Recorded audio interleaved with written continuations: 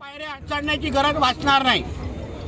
अतिशय सकारात्मक पद्धतीने सावंतवाडीचा विकास आणि सावंतवाडीला पुढची 5 वर्ष अतिशय विकासात्मक पद्धतीने पुढे घेऊन जाण्याचं काम श्रद्धाताईंच्या नेतृत्वाखाली आम्ही सगळेजण करू. मी जिल्ह्याचा पालकमंत्री आहे. आमचे आज सकाळी तुम्ही आदरणीय मुख्यमंत्री साहेबांचा व्हिडिओ ऐकलाय. श्रद्धाताईंना त्यांनी सपोर्ट आणि आशीर्वाद आणि पाठिंबा दिलेला आहे. अहो, मुख्यमंत्री एक बाजूला बोलत आहेत, प्रधानमंत्रींचा पक्ष आहे, पालकमंत्री एका बाजूला आहे, खासदार राणेसाहेब आमच्या बाजूला आहे, रवी चव्हाण साहेब बाजूने आहे. एवढी ताकद बाजूला असताना कुठला प्रश्न आता प्रलंबित राहणार? उलट चांगली सुवर्ण संधी आहे. अशी ऑफर तुमच्या सावंतवाडीच्या मार्केटमध्ये पण भेटत नाही. शिंदे साहेब हे राज्याचे मुख्यमंत्री राहिलेले आहेत.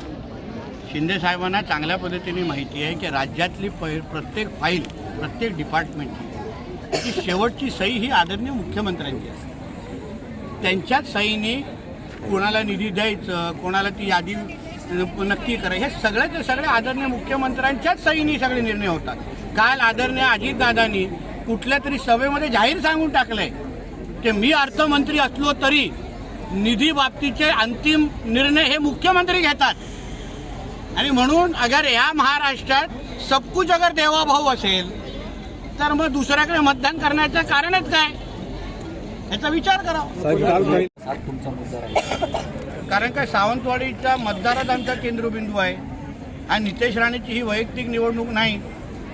आमच्या वैयक्तिक आमच्या हेवे दावे दाखवण्याची ही निवडणूक नाही. उणी काढण्याची ही निवडणूक नाही. सावंतवाडीचा मतदार हा पुढची 5 वर्ष त्यांचं आयुष्य आमच्या हातात सोपवण्यासाठी ही निवडणूक आहे. 2 डिसेंबर 2025 ही परत आमच्या आयुष्यामध्ये परत कधीच येणार नाही. पुढच्या 5 वर्षानंतर ही संधी आम्हाला मिळणार आहे. म्हणून आम्ही सावंतवाडीच्या मतदारालाच केंद्रबिंदू नजरेसमोर ठेवून आम्ही मतदान मागतो आहोत. विकासाचाच अजेंडा नजरेसमोर ठेवून आम्ही पुढे चालतो आहोत. आणि तोच प्रवास आम्हाला उद्या त्यांचा सगळ्यांचा आशीर्वाद मिळाल्यानंतर 3 तारखेला तो संदेश आमच्यापर्यंत पोहोचेल आणि 4 तारखेपासून आम्ही कामाला लागू. अंदर की बात आहे, दीपक केसरकर हमारे साथ आहे. आणि त्यात आताच तुम्ही म्हणतात दीपक केसरकर आपल्यासोबत आहे. अंडरग्राऊंड सपोर्ट आहे का दीपक केसरकर? ते तुम्हाला उद्या कळेल ना.